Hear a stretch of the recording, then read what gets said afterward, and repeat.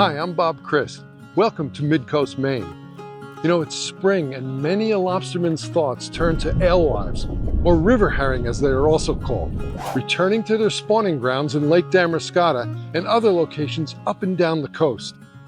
Once almost wiped out due to pollution and a preponderance of dams and other blockages that prevented these fish from reaching their spawning grounds, these days they're coming back in record numbers. And that's good news for the environment, and particularly for lobstermen looking for a reasonably priced and plentiful source of bait.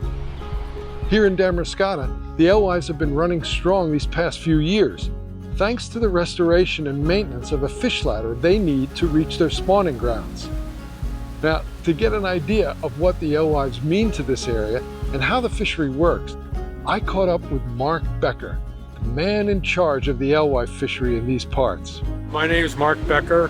I'm currently the fish agent for the towns of Newcastle and Noblesboro, Maine, and I oversee the alewife harvest and run. I first got involved here in 2004, helping out with the harvest and working on the ladder, and have been the fish agent for the last 10 or 11 years. So the fish come in and they come in up into the Damariscotta River, and they get to a point sort of at the base of a falls where they can either take a right-hand turn or a left-hand turn. If they take a right-hand turn, they head up the ladder and get up and around the falls and go to the lake and spawn. If they go to the left and it's a Monday through Friday, then what they do is they swim up the little falls. They come to there's a screen, a barrier, so they can't go any further than that, at which point they turn and wind up in what we call the dippers. They're these big steel contraptions that when they fill with fish and we push the fish into them, we lift those with hoists. The fish spill out of those dippers into a big steel area that we call the hopper, where we wait for them to die, and once they die, we put them on a conveyor belt.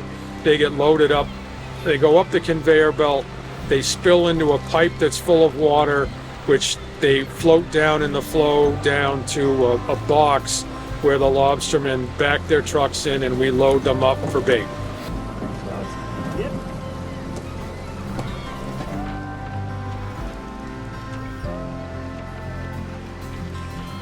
So it's important that we preserve this fishery for a couple of reasons.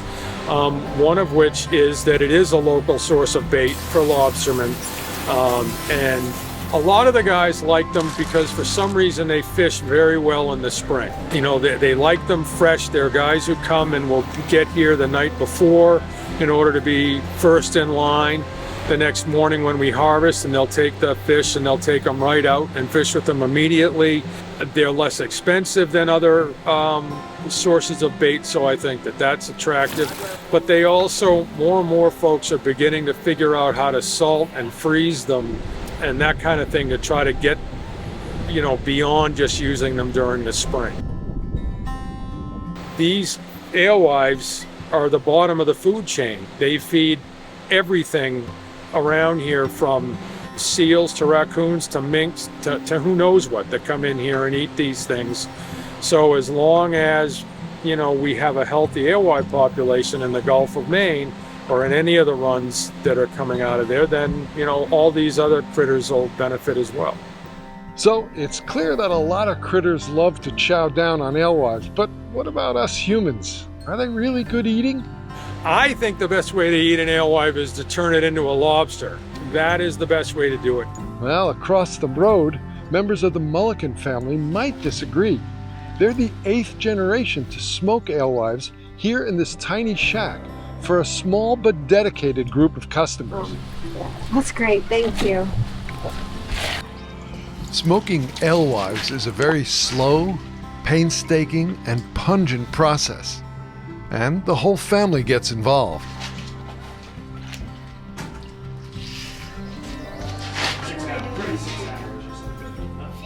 Passed away, so I never know, and I never knew my original mother. So Mary Jane was always like that.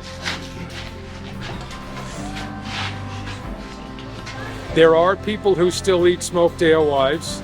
Every year we have someone from a restaurant call or show up looking for fish because they're sure that it's going to be the next great thing. And we send them off with the fish and they never come back. So Mark remains skeptical. I still think turning them into lobsters is the best way to deal with them.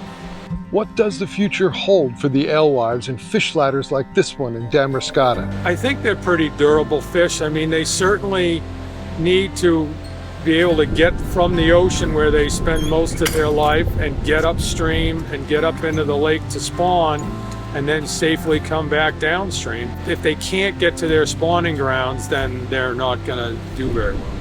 This particular ladder and particular alewife run has a very strong local support system. It was through local support that $1 million was raised to redo the ladder. It is the reason that there's a bridge being built right now and why the ladder's being, maintained is because of local support. I think one of the interesting things about being down and dealing with this fish run every year is that I've realized that there's a number of people that come here every year just to watch who have no idea what they're coming to see. They have no idea what an alewife is, they have no idea what a fish ladder is, and they come just out of curiosity. And I guess what I've come to hope is that some of those people will go home to wherever they live, and if they've got a stream that's blocked or they hear about a local issue with some kind of fish passage, not just alewives, anything, that they'll get involved in it and that maybe, their community will gather steam and they'll do things and help out a group of fish with their run like the local community has helped out these guys.